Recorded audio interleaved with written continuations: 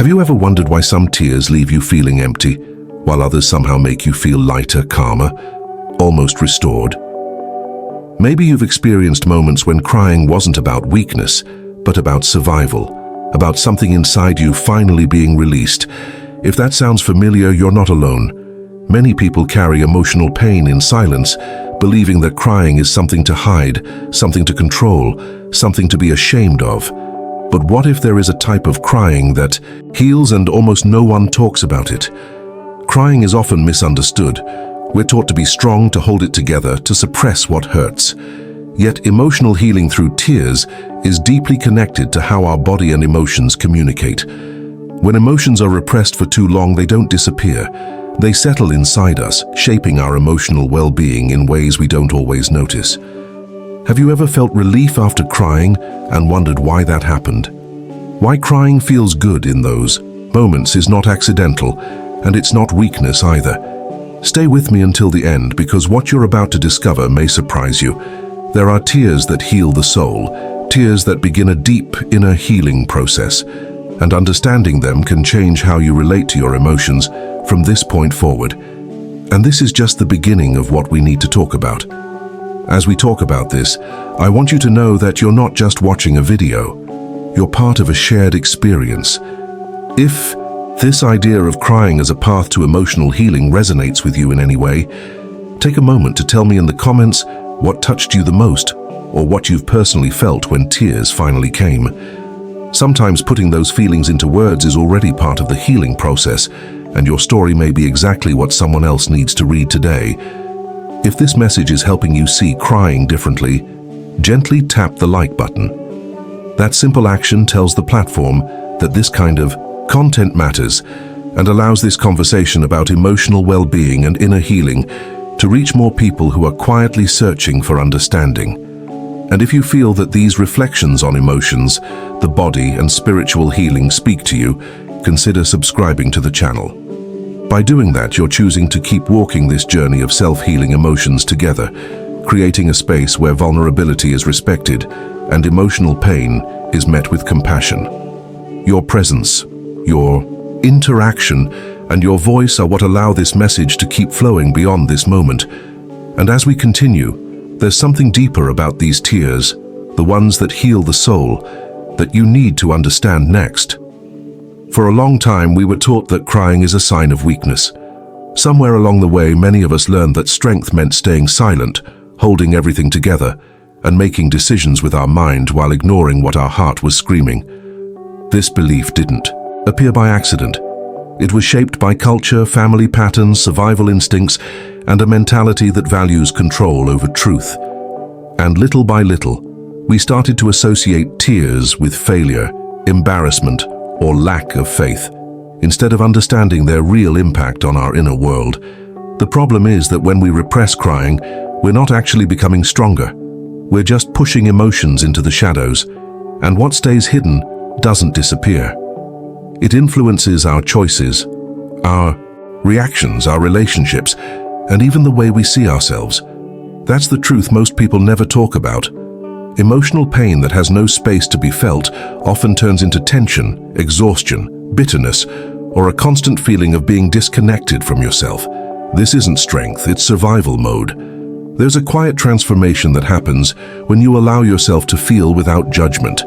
Crying doesn't take power away from you. It reveals what truly matters. It shows you where the wounds are, what needs care, and which parts of your journey have been asking for attention for a long time. The idea that tears make you weak is one of those hidden narratives that causes more damage than healing because it disconnects you from your own truth. And when you're disconnected from what you feel, every decision becomes heavier, every step more confusing. Now I want to go even deeper into this subject because once we start questioning this belief, something shifts inside us. When you understand what crying really represents behind the scenes, beyond fear, beyond shame, you begin to see it as part of a much bigger journey of emotional awareness and inner clarity. And that's where things start to change in a very real way. Before we continue, write in the comments, "This makes sense to me." When we finally allow ourselves to cry, Something very real begins to happen inside the body, even if we don't fully understand it at first. Crying is not just an emotional reaction, it's a physical response designed to help us process experiences that were too heavy to carry only in our mind. The body reacts before logic does. Breathing changes, muscles soften, the chest feels tight, and then slowly releases. It's as if the body is saying, "I can't hold this anymore," and chooses tears as the safest way out. Emotions don't live only in thoughts. They settle in the nervous system, in posture, in tension, in fatigue that seems to have no clear reason. When sadness, grief, frustration or disappointment stay trapped for too long, the body carries that weight silently. Crying becomes a natural mechanism of regulation, a hidden intelligence working behind the scenes. Tears help the nervous system slow down, signaling that the threat has passed, that it's okay to release control, even if just for a moment. That's why many people feel exhausted after holding everything in, but strangely lighter after crying. There is a truth often overlooked. The body understands pain, long before we can explain it. Tears are not random. They are part of a deeper journey of balance and restoration, a quiet transformation happening beneath awareness. Crying allows emotional energy to move instead of staying frozen, influencing decisions, mental clarity, and the way we relate to ourselves. This is why suppressing tears often creates more impact than we expect, affecting mood, focus, and even our sense of direction. Now, I want to go even deeper into this subject, because once you understand how emotions manifest physically, you begin to see crying not as a loss of control, but as a form of communication. There are layers to this experience, subtle revelations about how the body protects us and guides us through pain, and they change the way we interpret our own reactions. If this resonates with you, write in the comments, "I'm on this journey too." There is an important distinction that rarely gets explained, and it changes everything once you see it. Not all crying is the same, even though it may look similar on the surface. There is a kind of crying that hurts because it comes from despair, confusion, and the feeling of being trapped inside your own pain. This type of crying happens when emotions have nowhere to go, when the mind is overwhelmed and the heart feels unsupported. It's the cry that leaves you drained, empty, and questioning your own strength. Many people experience this and assume that all tears lead to more suffering, reinforcing the belief that crying only makes things worse. But there is another kind of crying, and this is where a quiet truth is revealed. This second type is not about collapse, but about release. It happens when you stop resisting what you feel and allow the emotion to move through you instead of fighting it. This cry may still be painful, but it carries a different impact. There is relief in it. There is space created afterward. It's the moment when the body and the emotions stop pulling in opposite directions and begin to work together. This is the crying that heals, even if the person can't fully explain why. The difference between these two types isn't the intensity of the tears, but the internal posture behind them. One is rooted in fear and mental overload, the other in permission and honesty. One tightens the body, the other slowly restores it. When crying becomes an act of truth instead of resistance, it turns into part of a deeper transformation. Decisions feel clearer. The emotional weight softens. There's a sense that something has shifted behind the scenes, even if life hasn't changed yet on the outside. Now, I want to go even deeper into this subject, because understanding this difference opens a new chapter in your emotional journey. When you begin to recognize which kind of crying you're experiencing, you start to access powerful revelations about yourself, your patterns, and the hidden ways you've been protecting your heart. And that awareness alone already changes the path you're walking. If this resonates with you, write in the comments, "This makes sense to me." When emotions are repeatedly pushed down, they don't simply disappear. They become an invisible weight that the body and mind carry every single day. Trapped sadness can show up as constant tiredness, unexplained tension in the shoulders, or a feeling of heaviness that no amount of rest seems to fix. Fear that is never expressed often turns into hypervigilance, anxiety, or an inability to fully relax. Even in safe moments, Frustration, when swallowed instead of released, slowly reshapes our mental landscape, influencing our mood, our patience, and the decisions we make without realizing where they're coming from. This is how emotional repression works behind the scenes. On the surface, life may look functional. You wake up, fulfill responsibilities, keep moving forward. But internally, something feels off. Many people describe it as living on autopilot, disconnected from joy and, strangely, distant from themselves. That's the impact of emotions that were never given permission to be felt. The body remembers what the mind tries to forget, and it communicates through subtle signals long before words appear. Think about how often people say they're fine while their body says otherwise. Headaches, shallow breathing, irritability, emotional numbness. These are not random. They are part of a quiet language the body uses when sadness, fear, and frustration have nowhere to go. Over time, this creates a mentality of endurance instead of awareness, where survival becomes the goal and transformation feels out of reach. And yet, this is one of the most common emotional journeys people walk without guidance or understanding. Now, I want to go even deeper into this subject because recognizing this invisible weight is often the first real turning point. When you begin to see how much you've been carrying silently, hidden truths start to surface. You realize that healing isn't about being stronger, but about being more honest with what you feel. These realizations change how you see your past reactions, your emotional patterns, and the way your body has been trying to protect you all along. And once that awareness settles in, something important begins to shift naturally, opening space for a different kind of inner movement. If this connects with you, write in the comments, "I feel this." When crying shifts from resistance to permission, something subtle but powerful changes inside. Allowing yourself to cry consciously is not about losing control. It's about choosing honesty over suppression. In those moments, the body no longer has to fight what the heart is feeling. The breath deepens, the inner noise softens, and emotional pain that once felt overwhelming begins to loosen its grip. This is how crying starts to transform into healing, not because the situation magically changes, but because your relationship with it does. There is a quiet clarity that often follows this kind of release. Thoughts that felt tangled begin to separate. Decisions that seemed impossible feel less heavy. It's as if the emotional fog lifts just enough for you to see what truly matters. This is not weakness, it's alignment. When tears are allowed to flow without judgment, they create space for inner movement, for understanding, for compassion toward yourself. That space is where healing begins to take shape, even if you can't fully explain it yet.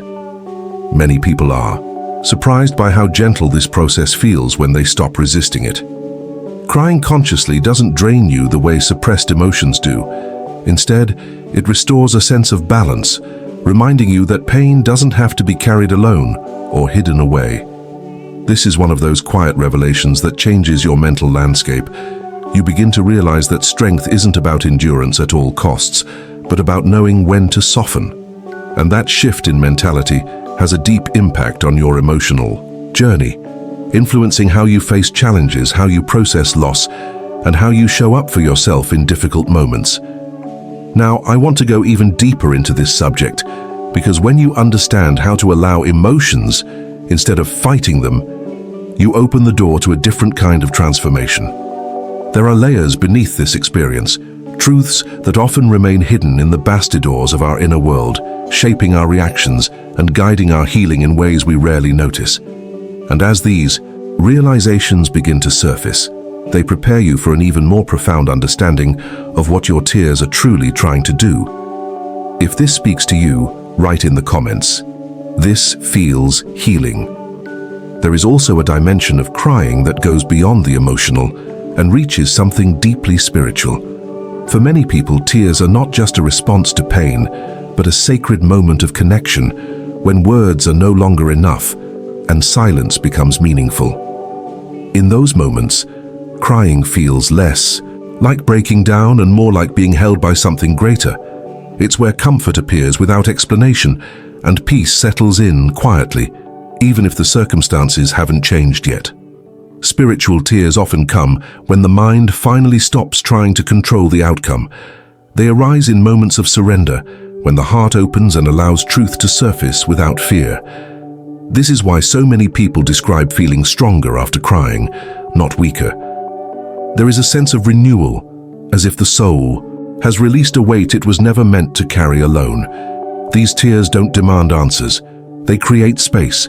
They soften the inner resistance and bring clarity that logic alone could never reach. For centuries, across different faiths and spiritual paths, tears have been seen as a form of silent prayer. When words fail, the body speaks. Crying becomes an honest expression of vulnerability, trust, and hope at the same time. It's in these moments that many experience a subtle transformation of mentality, realizing that strength can coexist with sensitivity. The impact of this understanding is profound because it reshapes how we face suffering, decisions, and uncertainty along our journey. Now, I want to go even deeper into this subject because once you recognize tears as a bridge between the emotional and the spiritual, hidden revelations begin to emerge. You start to see that crying isn't something to rush through or suppress, but something to honor. Behind the scenes, these moments are shaping resilience, faith, and inner alignment in ways that are rarely visible from the outside. And as this awareness grows, it prepares you to understand how something as simple as tears can become a source of quiet strength and guidance. If this resonates with you, write in the comments, "My tears are a prayer." Many people notice that after crying, even when the problem is still there, something inside feels different. The chest feels less tight, the mind feels quieter, and the body seems to breathe again. This lightness doesn't come from solving the situation, but from releasing the emotional pressure that was building silently. Crying allows what was compressed to expand, what was heavy to move, and that movement creates relief. It's the body's way of resetting after carrying too much for too long. When tears flow, the nervous system begins to slow down. The constant state of alert softens, muscles relax, and the inner dialogue loses some of its urgency. This is why many people feel tired but calm afterward, as if they've finally been allowed to rest. That rest isn't just physical, it's emotional and mental. The mind stops fighting reality for a moment, and that pause alone can bring clarity. Decisions don't feel as overwhelming. Thoughts become less tangled. There's space to reflect instead of react. This is where hope quietly enters, not the loud kind that promises immediate change, but a subtle sense that things are not as unbearable as they felt before. Crying often reveals a truth hidden beneath exhaustion. The pain was never meant to be carried without release. When emotions are allowed to move, they stop stagnating, and that shift has a real impact on how we see our journey. The weight lifts just enough to remind us that transformation doesn't always come through force, but through softness. Now, I want to go even deeper into this subject, because this feeling of lightness isn't random or accidental. Behind the scenes, there are emotional and inner processes taking place that reshape our mentality and our relationship with pain. Understanding these revelations helps explain why crying can leave us feeling renewed, even in the middle of uncertainty. And once you begin to recognize this pattern, you start to trust your own emotional responses in a completely different way. If this connects with you, write in the comments, "I feel lighter after crying." For a long time, many of us learned to treat emotions like obstacles. We were taught directly or indirectly that crying was a weakness, something to hide, something to feel embarrassed about. And without noticing, this belief shaped our mentality. Every tear came with guilt. Every emotional reaction felt like a failure. But that way of thinking slowly disconnects us from our own inner truth. Emotions don't appear to sabotage us. They appear to communicate something that needs attention. Learning to respect your emotions without guilt is a quiet but powerful transformation. It's the moment you stop fighting what you feel and start listening instead. When you allow yourself to cry without judgment, you're practicing self-respect. You're saying, even silently, that your inner world matters. That simple shift has a deep impact on how you make decisions, how you face challenges, and how you care for yourself along the journey. Auto-compassion isn't about giving up or staying stuck in pain. It's about creating a safe internal space where emotions can Exist without being attacked. When you meet your sadness with kindness instead of resistance, something changes behind the scenes. The emotion softens faster, the body relaxes, the mind stops spiraling. There's a hidden relief in realizing you don't have to be at war with yourself to grow. This is one of those quiet revelations people rarely talk about. Emotional strength isn't built by suppressing feelings, but by allowing them to move through you with care. Crying becomes less of a breakdown and more of a reset. It becomes part of your healing rhythm, not a sign that something is wrong with you. And as this new perspective settles in, your relationship with yourself begins to change. You become more patient, more honest, more grounded in your own experience.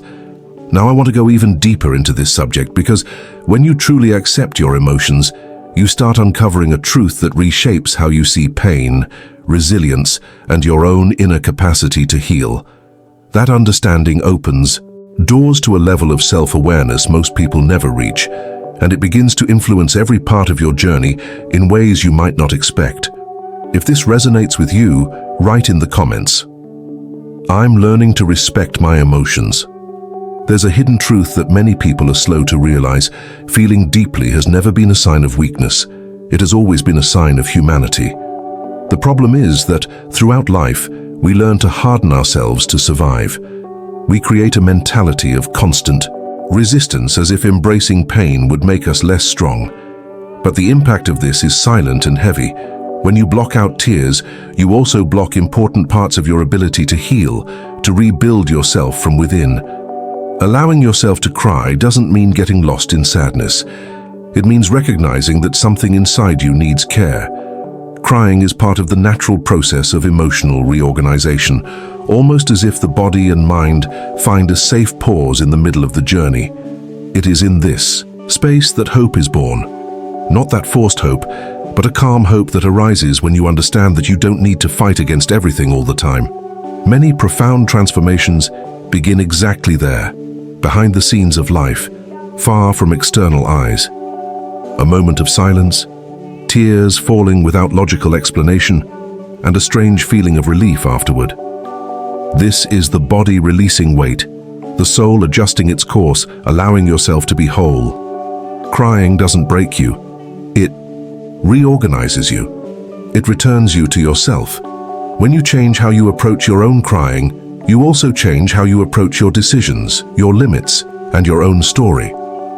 Inner care ceases to be a distant concept and becomes a daily practice, made up of small gestures of emotional honesty. And this has a profound effect on your journey because you begin to walk with less guilt and more truth. Now I want to go even deeper into this subject because there is a decisive point where crying ceases to be just relief and transforms into a portal of inner reconnection, revealing something essential about who you are becoming throughout this process.